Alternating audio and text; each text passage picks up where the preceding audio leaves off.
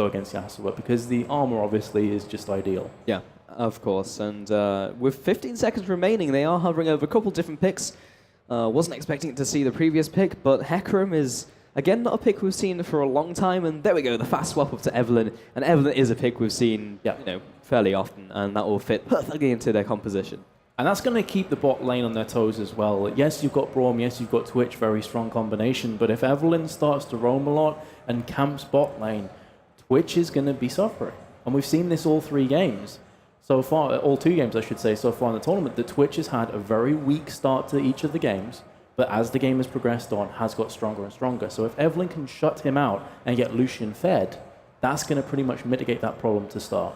Yeah, and now that we have all of these rosters locked in, as you mentioned, we have the recurring theme that is Twitch and Lucian, which we'll see pretty much every game. If one of them isn't banned, they are like the top tier AD carries at the moment. They both offer similar things. Twitch more of that hyper carry when you get into late game, the rat-a-tat-tat coming through, and Lucian, of course, the great laning phase and the synergy with a lot of other supports, and just a solid AD carry in general. Oh, definitely. And Lucian doesn't really have any weaknesses, and that's one of the reasons he's just so damn strong, and why I believe he is set up to be nerfed in the next patch. I remember seeing possibly. that.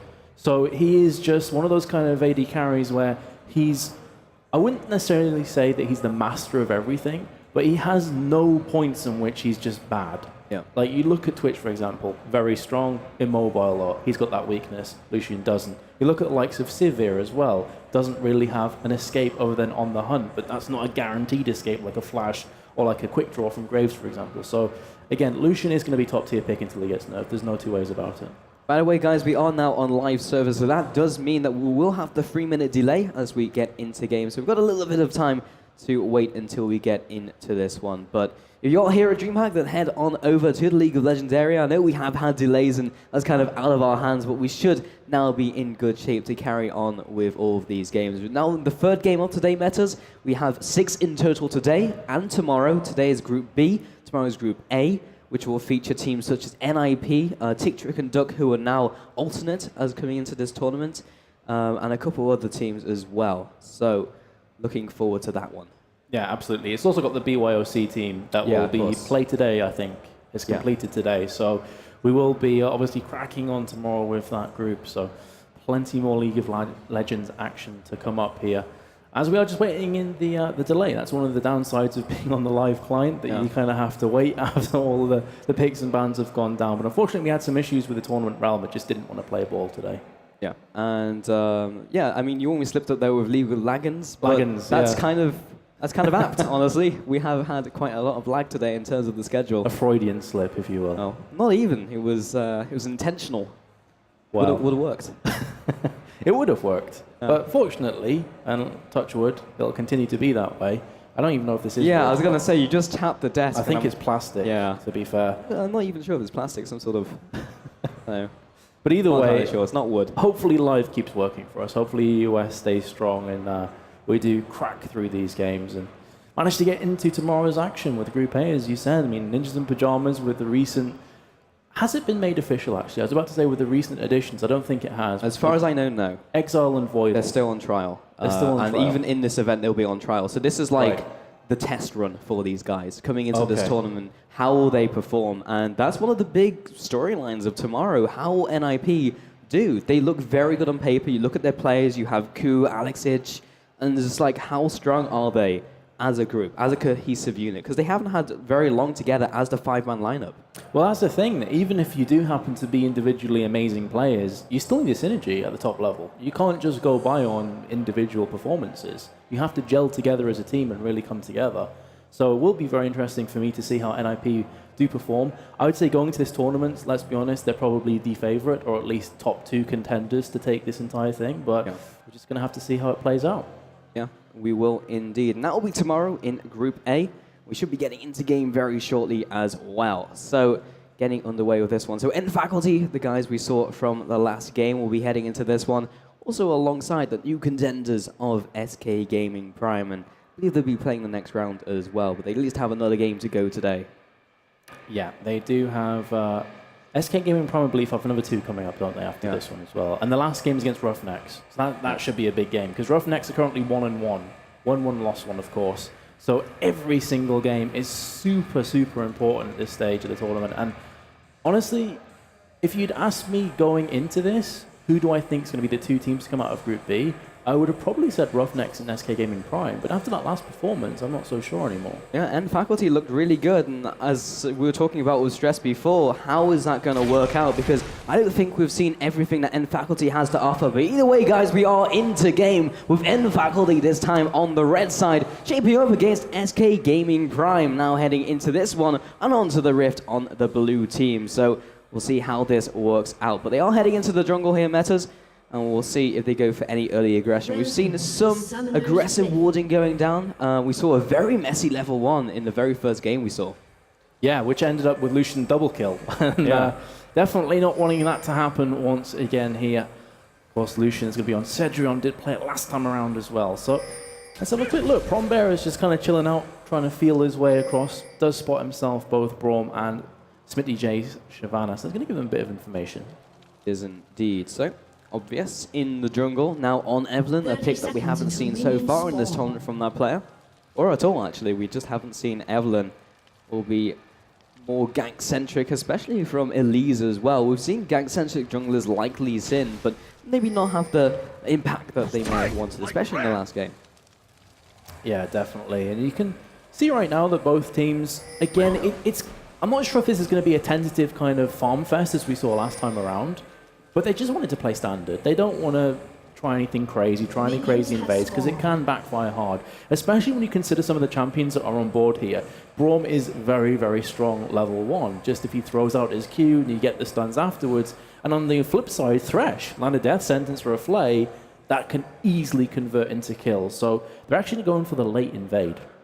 And they will try and get something away from the jungle of N Faculty, heading around now into the bush, with Twitch leading the charge, and they should be able to take this one away with no problems. The question is, will they know that they are there? And the thing has gone down from the team of N Faculty, so I think they smell something's up.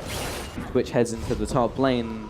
Obvious may now go into the opposing red buff, but that has been pre-warded by the team of SK Gaming Prime here, Metas. Has been. Smart pre-ward as well. Yep. Realising the situation, don't want to get caught off guard, and that's what you expect at this kind of level of play.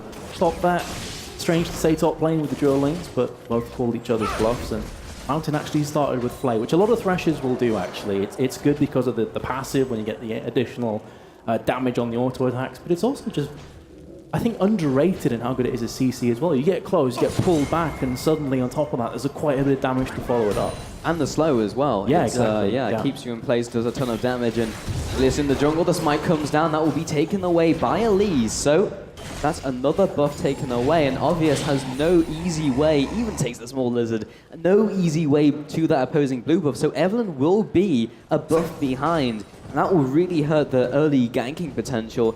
And because we now have the 1 versus 1 lanes, he's going to have to gank at this level 2 with no red buff, so they have no CC apart from the pillar, but they will go for the fight. They do. Obvious is doing a lot of damage here to Smitty J, but the burnout is more than enough to get him back to safety. Didn't need to burn his flash either, so he's not going to be a sitting duck once he gets back into lane. And that kind of shows you what's going to happen in the next couple of minutes and kind of the timeline for Obvious, because he just doesn't have red buff, he doesn't have level 3, and Elise is far in front of him. So if Elise goes for these counter ganks, not only is he not going to get the gank off, but he's probably going to be taken down as well. That's just not good news. That is always the danger, but you can see at the top, with Braum completely shifts the dynamic as Twitch. Normally you want to play passive first few levels, but with Braum it's like, nope, I can play aggressive. I can be the AD carry that is dictating the pace and really throwing my weight around and being that bully. You can already see that at top. Yeah, just needs to land one Winter's Bite and can get those stacks of concussive blows rolling on the opposing champion. They should be able to mount those up fairly quickly in the top lane. It's all about trying to get that though, and they're wisely sitting behind their minions. Yeah, so at the bot lane, you can see that Prombear has just been forced away once again. What do you feel about the Shyvana Trundle matchup? Actually, hold that thought top. They will go for this guy. The Lantern comes through, very smooth, and Mountain even throws out the death sentence just to see if he can drag someone towards his turret. So very competent, very difficult to gank. And we mentioned this before, it's one of those lanes which is just very difficult to pin down. With the relentless pursuit, the Lantern, the flay, the knockback, there's just very little you can do about it. Yeah, that is very true. But getting back onto the point I was going to make before the gank at top, how do you feel about Trundle or Shyvana? Is that a lane that, in your opinion, kind of shifts one way or the other in terms of how favorable it is? It's interesting because originally the Trundle was brought back into the meta by RoughNeX as a counter to Mundo and Shyvana. Remember back at the start of Season 4, it was Mundo Shyvana every game, all the time, kind of like Lucian Twitch, kind of what we've been seeing. And then Trundle came in and just basically drained the stats from Shyvana. So specifically against that matchup, very difficult to deal with because you go into ult form, you get the extra armor and magic resist, and then Trundle just takes that away from you and then beats you at your own game. So in that trade, Trundle will come out on top, but in the laning phase itself, as you can see, not having a fun time. Yeah, constantly being harassed just from the burnout. And even all that being said, though, you've got to give props to Pronbear. He's actually head on farm. And every time I've looked at bot, he's just been bullied horribly. Yeah, it's basically just the Trundle Shyvana matchup. That's kind of how it unfolds, and he will have to go back right now, but has the teleport, and indeed so does Shyvana. So it's going to be a fairly slow lane. It's unlikely that they'll go down to the wire. They'll probably hammer away at each other, but there's no burst damage coming out from that. However, there is the gank in the mid lane. Yeah, Siggy has been caught from the cocoon as well, and that's going to be first blood going down to Elise. Also a nice repel onto the Wraith, so he's going to be okay in escape. That was interesting because the Satchel Charge actually brought him back into the action, rather than like further away from it, trying to get to that outer turret, or rather inner turret, and then kind of just went in the wrong direction. So first blood going down, that'll be going towards SK Gaming Prime, so already with a slight upper hand as we head into this matchup. Yeah, and that is going to escalate at least further forward as well, so it's going to be more of a threat in those ganking kind of situations, especially when you consider Dragon as well. Going forward, their objective control should be on their side, but it's how you can make use of this gift that you've been given with the first blood, and that's what separates, you know, the good junglers from the very, very best. Yeah, and in terms of scaling as well, it seems like every game we've had, they have extreme late game scaling. We've seen the like of Twitch every single game, and also with Kale, but now we have the Yasuo as kind of another carry in the mid lane, will only progressively get stronger with the AD damage build. Elise kind of just does the same all the way through the game, and Shyvana mounts up in strength. So we'll have to see how this one comes to fruition, because I feel like the team of N Faculty doesn't have the same scaling they had last time around. They'll be strong, but they won't be Kale strong. Yeah, that's very true, and they won't have that kind of comp that is all built around taking very quick objectives like towers. So they're going to have to play themselves into positions. That being said, though, they did pretty much run circles around RoughNeX, around Dragon in particular. So it's very possible that we are going to see more of the same there. But with 4 players being situated at top, that kind of alleviates Dragon for the foreseeable future, because there's simply not enough manpower to take it down. It'll definitely slow it down by a couple minutes. Instead of like maybe 11 minutes, 12 minutes, we'll see it maybe at 15 minutes. Yeah. If there's a kill, or if there's a tower going down, that may shift the dynamics of what we're seeing so far metas. But at the moment, I think everyone's quite content just to go about their laning phases, try and get any advantage they can here and there, but not go too ham at this stage in the game. Something interesting to note, though, is mid lane, with Yasuo pretty much just out-farming Ziggs, even despite Ziggs being ranged, having the upper hand in terms of just general harassment, and you can see that in the goal totals as well. And also the fact that Ziggs is considered one of the best farmers in mid lane as well. With his passive, he's very good at farming, and all of his abilities pretty much on top of that synergize well with getting farms. The fact that he's being so readily beat by Yasuo, and let's look at that again, 84 at 9 minutes, that is impressive. Really impressive. Especially from someone like Yasuo, who typically doesn't get every single CS from being just beaten down by the range auto attacks of most mid laners. He's probably been going for those side camps as well, and that's just been turning his CS into basically perfect and flawless creep score at this stage. Yeah, and as you say that, he's going to just do the race right now. So clearly running along with what you're saying, in 95 CS. That's a lot at this stage in the game. Typically, you see mid laners catch up when it gets to around 50 minutes and they'll have like 150 CS because they've had enough time to get all the side camps and get rolling because they don't really have perfect CS from the minions. But he's probably gotten like not 5 out of 6, 6 out of 6 on most of the waves. And meanwhile, the top lane, they will go for the gank. Oh, the Glacial Fissure though, can it turn this one back around? No, but it could buy them up enough time to escape. Zayden's doing his best to keep them away from his AD carry, but Obvious is giving chase. It's going to be a double kill more than likely, 2 in Faculty. Can Gilius pull it back for his team though? He's got 1 alongside Twitch. And they do get the upper hand in that exchange, 2 for 1. They salvage the situation, and that great counter gank coming in from Gilius will at least result in 1 kill, and that in fact evens up the game 2-2. So that has evened it up even more in the bot lane. They're just butting heads. That's kind of what you would expect from both Promber and Smithy J. That is their game, and Trundle was coming out behind in these trades, but he hasn't used Subjugate, and that is the main part of that matchup. Whenever he feels threatened, Subjugate comes out, he gets the health back, he gets the regen, he starts trading, and then Shyvana can't kill him. It's almost like his get out of jail free card. Yes. It's just like, oh, I'm struggling, no problems. Ulti, walk away. And if he does also go for the Blade of the Rune King, then that just escalates that even more. So you've got Blade of the Rune King and Subjugate, you're never dying pretty much unless you get ganked from 2 or 3 people.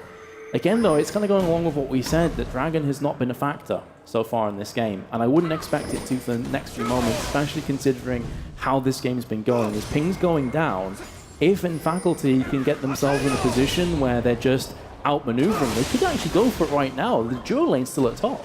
They are, and they've completely outpositioned them. So I'm surprised once again, yeah, N Faculty just have perfect objective control. They're there when they wanted to get it, and this may result in the tower going to the team of SK Gaming Prime, which is a permanent objective. So it's arguable and debatable whether that was worth it for either of these teams. But That's it was, true. Yeah, I mean, Dragon comes back up, towers down. It's really that simple. But they haven't managed to push too much further right now. Yeah, I think the important thing was that N Faculty made the proactive move, and now what the Fox is going onto Sigu, a lot of damage coming out, and actually has the shield from the passive as well, gets the whirlwind coming across, doesn't quite pick up the kill, but the flash burn from Sigu. And the exhaust as well, so we got both summoners out of Sigu. Mega Inferno Bomb also burnt in the process, has just gone on cooldown, and this is freeing up SK Gaming Prime to just go to top. Obvious is there with Promber, but do they fancy their chances?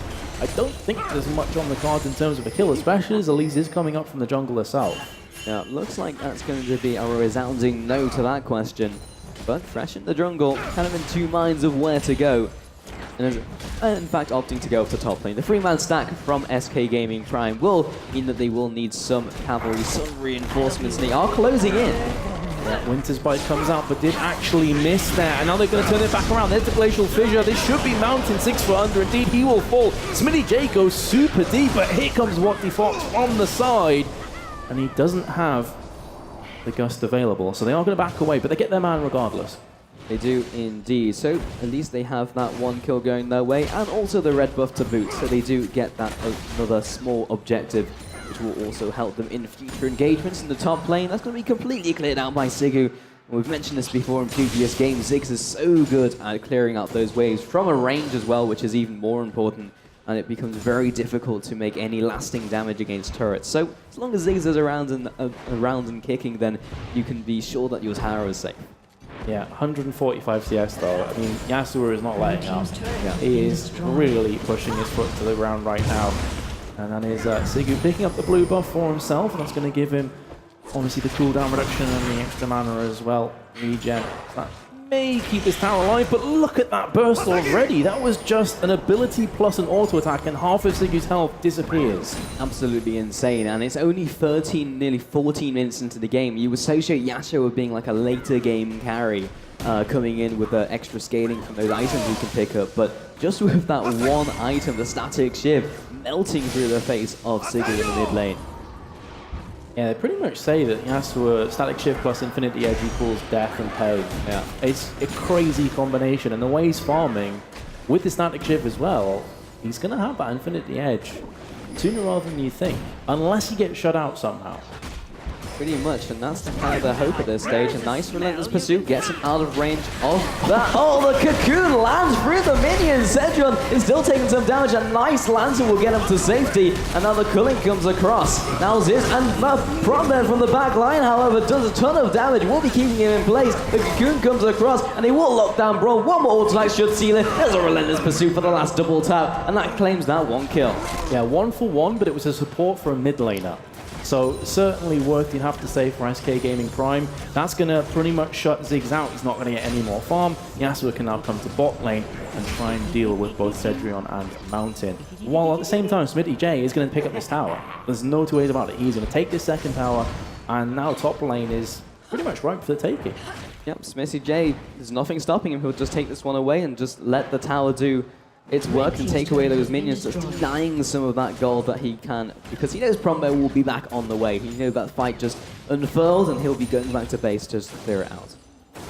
So let's take stock of what's happening across the board in terms of items as well. We've already spoke about Static Shift. Interesting enough, Yasuo's gone for a Bilgewater Cutlass second. So I was talking about the Infinity Edge, but Blade of the Rune King maybe? Yeah, there's two kind of routes that a lot of the Yasuo players go for, and this is one of them that what the Fox is wanting to go for in this game. Infinity Edge would be the other option, but kind of just wants the extra mobility offered by Blade of the Rune King, and plus the extra burst damage that it offers. Yeah, plus if he's getting chased down by Trundle, is a good escaping mechanism as well. That you can just kind of slow him down, get some of your health back, and survive. So clearly he's feeling like he could go for a super burst kind of item like Infinity Edge, where you want to get right in the action. Actually, a dive on Sigyu in the mid lane, but Satchel Charge will seal the deal there, and they will back on away. There's a lot of CC as well from the team event faculty, and just in terms of soft CC as well, like slows that he'll just want to try and mitigate with the Blade of the Rune King. Just try and diminish that effect just a little bit. So in the mid lane, they are just pushing away at this tower. Let's see if they can make any headway. Looks like they're going to be pushing the mid lane. Mega Inferno Bomb comes down. It's going to clear the wave out. A couple of tower shots going across. And Waddy Fox is being pretty much heavily smashed upon from that culling, but it won't finish him off. Obvious will pick up the pieces onto Shyvana. Now turning their attention onto Yasuo once again. With the Bilgewater Cutlass, I should say, keeps him alive long enough that he can survive. And another trade, 1 for 1. That could have been a lot worse though for SK. 3-1 so low from SK Gaming Prime right now, and then faculty are just going to take this opportunity, roll with it, roll with the punches, take the middle tower. That was a 1 for 1, and it always seems that it's just getting one kill, then the team who gets that one kill just goes a little bit too deep. Obviously in that fight, helped his team pick up the kill, then went so deep onto the team of SK that they were just he was out of position, just got picked off. Evelyn is fairly squishy past the initial Iony's Embrace shield and didn't have enough to stand tall.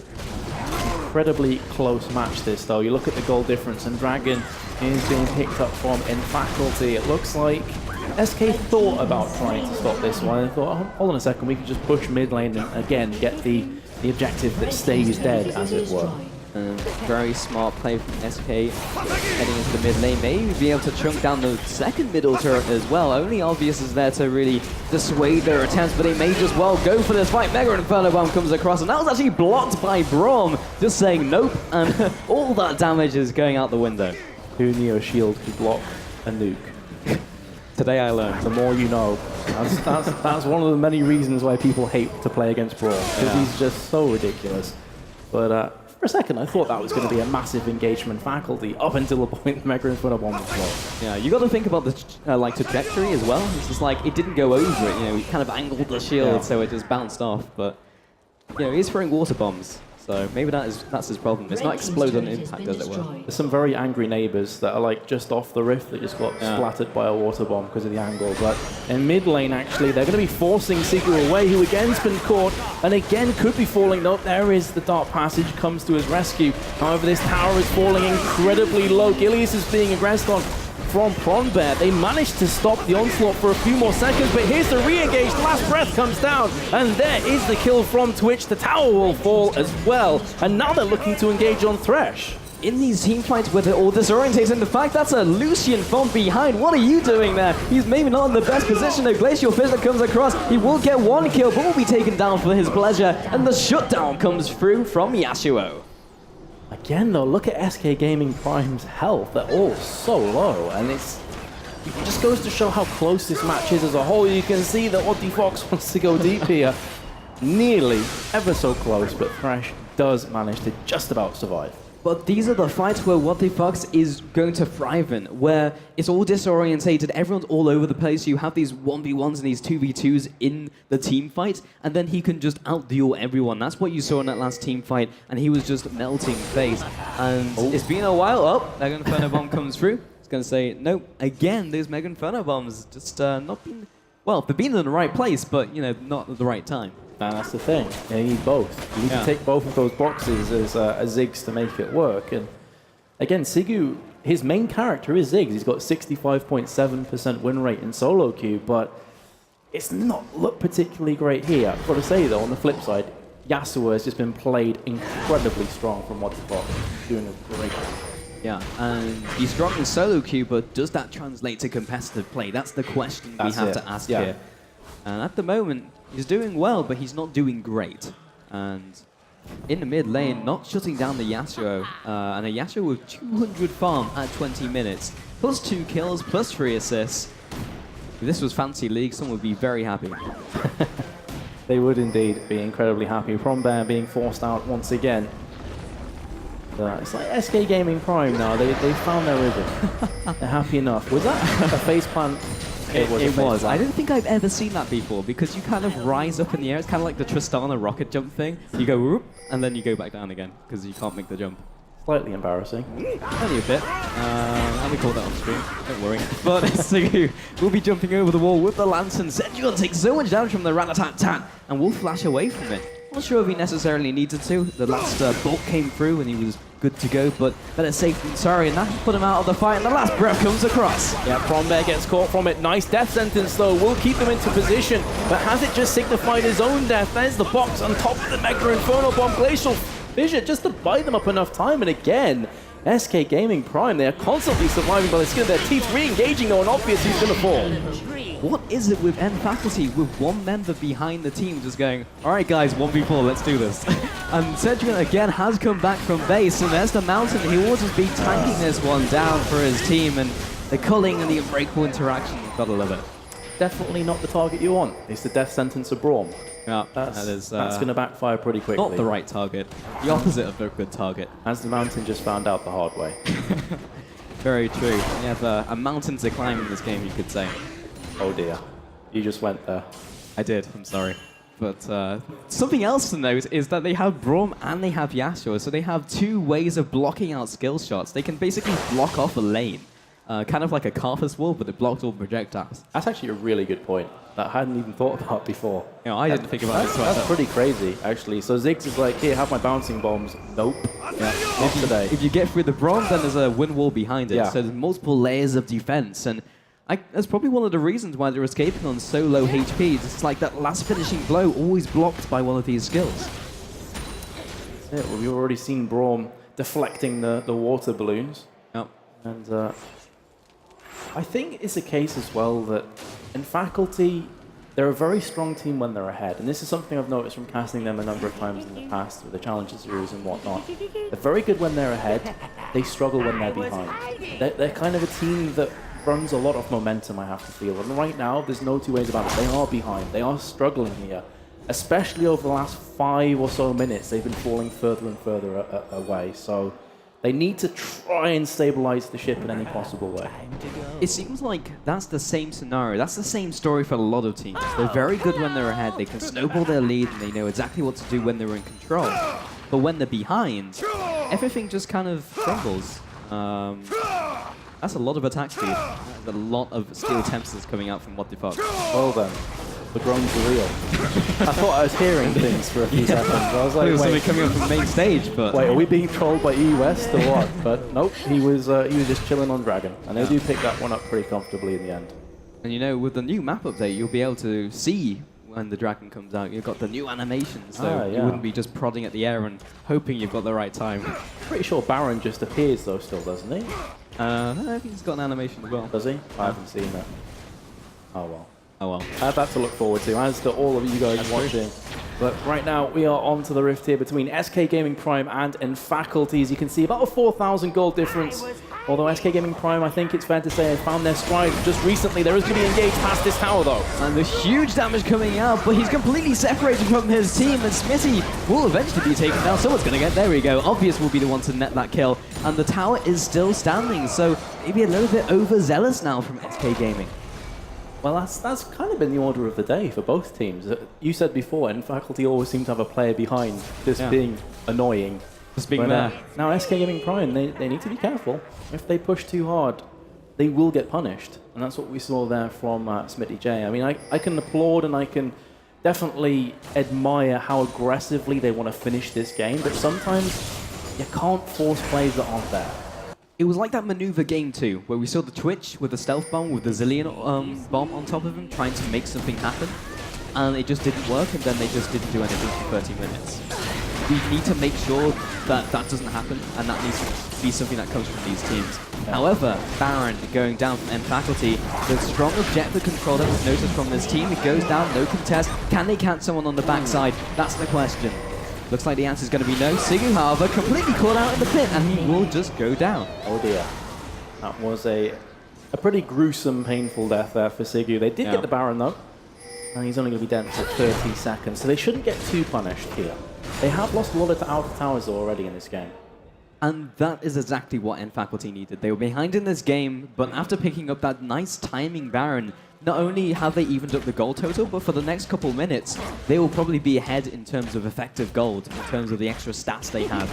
And that's probably something I've seen through this tournament. That Faculty have been the best team, in my opinion, who really control those objectives. They've always been on point with the Dragon specifically, and now just with that timing push onto Baron, very, very strong. Yeah, and these are a team that have been tried and tested in the Challenger scene as well. They're ranked 6th in Challenger 5v5s, which obviously doesn't necessarily convert straight away to this kind of tournament, but they have played a lot of games together, and you can see that when it really counts, they have good team fights. Right? It's not like they butcher team fights and they really drop the ball horribly. For me, though, SK Gaming Prime have just been playing their composition almost perfectly. They've gone too deep a few times, and that's caused them problems. But if they dial that back a tiny bit and allow Twitch to do what Twitch does, they can finish this game in like the blink of an eye. That's how good at pushing their team is. Yeah. Now, again, sitting in the mid lane, Faculty trying to find themselves a pick. The Mountain has been pretty good with his hooks. I definitely feel we could have seen more, but he lands them when it counts. That's the main thing. Twitch, in stealth again, hasn't really found an isolated target to go after. That's something we haven't really seen very much of. That's exactly it. And that also is to Faculty's credit, that they haven't really split up that much, and they haven't allowed Twitch to go crazy. We saw in the previous game where Jeebus was playing Twitch, and he caught the opposition AD carry a couple times, nearly actually paid for it with his life. But he was able to do that. You can now see that Smitty J is in all sorts of trouble at top. He is. He's running away, but he is very tanky. And the ultimate comes across. He will be using that defensively. That is a big cooldown going down, but he got out with his life. And that is the main important thing. As we progress through this game, Netters, every kill can result in a lasting objective, in some sort of movement from the team, hopefully able to capitalize on that. Funbearer is leading the charge, gets down the ice pillar, and will get the flash play as well into the team. Oh, and that was on Yasuo, and he's instantly going to go down, which is one of their main damage dealers, and now they're going on to Zayton. This is huge right now from Faculty, and they still have the Baron buff as well, so the Yasuo is dead for 33 seconds. And this is what we're talking about. In team fights, they can nail these, they can pull this game back. They could not have wished for a better pick. Literally the one person on their team they wanted was Yasuo, and what the fucks fell down. That is perfect. And again, it was Mountain making the flash play. And it's a very difficult maneuver to nail as well from a mechanical perspective. Middle tower goes down from Faculty. They get that one in the bag, and we'll just choose to back off, knowing that Yasuo is back in 5 seconds and rejoin the fight very quickly. Just like the Mountain's motto is no guts, no glory. Yeah. He's one of those guys that will make a play out of nowhere because he realizes that if the game stagnates for too long, again, you're playing into Twitch. You're playing into his happy mode. So you've got to sometimes, if you notice someone out of position, you've got to make the flash play plays. And that's exactly what he's done. He's done it twice now, actually, I think. Yeah, it's not even like these plays are like no-brainer plays for this guy. He knows exactly what to do and sees the opportunity and does it in an instant and makes that decision. And also the rest of the team, like you can see an opportunity, but if your team isn't available to capitalize, don't do it. And Mountain, I don't think has done any poor plays in that sense when he's been making plays. Now, clearly he's called it a good few seconds ahead. He said, I'm going to flash play, and everyone's like, cool, we're behind you, let's do this.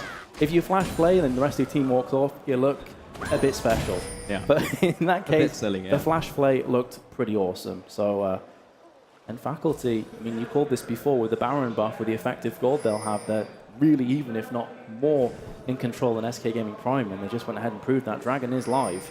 It looks like this could be the next point of contention between the two teams. Oh, just warded the bush and found himself a Braum. That'll be clearing out that ward. Dragon is starting to regenerate, but you saw how much damage that Faculty were able to unleash onto that Dragon in a couple seconds.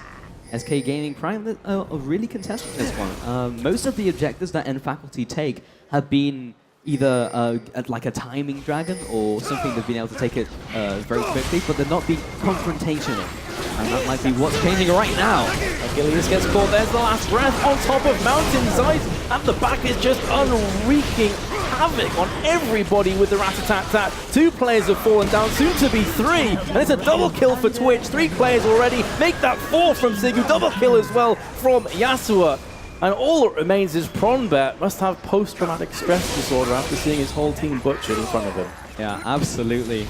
And it was just, what the fuck? His damage is insane at this stage, and he hasn't really stopped in the farming game. 200 and almost 80 CS at this stage, 4, 1, and 7, picking up multiple kills in that last team fight. Bottom tower is going to be crumbling, and everyone is still down for the count. The Fresh has only just respawned. Prombear is still there, but he cannot go 1 versus 3, especially being melee. That bottom inhibitor will fall. The rest of the team was also hammering away at the middle turret. Fresh is now in here. Will be offering the lantern, doesn't quite land the hug. And the whirlwind coming out from What the Fox will keep away the mountain. Also, the interesting thing in that last fight as well is the engage was initiated from Mountain, from Faculty. They initiated on top of Elite, who just repelled straight in the air, and like, cool, one of your main CCs is no longer available, let's go in and just brutalize everybody. Blue buff was just picked up there from Evelyn as well, but in doing so, if you smite, there's no way you can be able to steal a dragon. Yeah, I don't think that was really on the cards for them at all. Yeah, really. Yeah. They went for the dragon initially. The team fight didn't work out. Let's not sacrifice more members, especially when we've only just gotten our members back out of the fountain. So 14-8. Let's take stock of how the game has been going so far. So 6k ahead is SK Gaming Prime, significantly ahead in towers, 7-3. But Faculty are not out of this game. They are in very good shape. We've seen how many team fights they can win just through being solid team fighters. But the last team fight definitely did not go their way, purely because SK Gaming's brute force is just stronger. They're not out of the game, but they're definitely circling the drain here because bottom inhibitor is dead. So Super Mini's going to push round. It's the best inhibitor to pick up if you want to set up for Baron. That's exactly what they're doing right now. On top of that, yes, Ziggs has been able to clear waves, hasn't got any kills yet, and his items, yes, Rabadon's Death Cap, Athenes, and Holy Grail is good, but for 33 minutes, not great. So his damage isn't going to be great either. And a lot of the emphasis now has to be on Lucian. He's going to have to carry this game for his team. If he doesn't perform or if he doesn't do everything pixel perfect, and Faculty aren't in good shape. A lot of weight on his shoulders, that's for sure. And Smithy J has found that obvious, and that will be forcing the flash over the wall, so no casualty just yet. And Mega Inferno Bomb came across. It actually did tag Twitch, I believe, in the mid lane. Also cleared out some minions. Yeah, Twitch took a bit of a pounding there for a few seconds. I thought he was in a terrible position, to put it frankly, but he managed to make it work for him. Baron has been started, though, from SK Gaming Prime. Trundle's nowhere near. He has to fend off the onslaught of bot, and the engage actually coming through from SK Gaming Prime. They're going right onto Obvious, and also on top of Mountain, they've picked up one while also juggling with the Baron as well, and they've managed to secure that. Mountain is now in heaps of trouble. He's going to fall down. Smitty J is yet to die, still on the back lines, and there is the cleanup crew in effect from SK Gaming Prime. Oh my goodness, that damage was crazy. Well, we've seen some less than stellar Dragon's Descent coming out from Smithy J, but that one was right on the money, allowing What the Fox to come in with his ultimate, the last breath. They picked up those kills, they picked up the Baron, and we'll see if they can end the game right here and now with the super minion wave. They do have Sigurd there, but he just doesn't have the item, the force behind him to clear out these minions. And this will be the game. SK Gaming Prime take this one home, pick up the Baron, pick up the Nexus, and they are looking very strong for their first game of the tournament. So the plot thickens in Group B. That is 3 teams with 1 win and GSI with 0. We could potentially have the tie coming up. We could. It's a real possibility, and we are now 3 games into the day. The 4th game will be coming up, and Mr. Stress will be taking over from me, and I'll be hopping over to the host desk. So this is our last cast for today, but that was an exciting game. It was. We had 2 crackers of games, and the second one wasn't a bad game. It was just a slower paced kind of the mental farm battle. frenzy. Yeah, a mental battle, kind of a game of chess, if you will. Yeah. Whereas the first game was like a FPS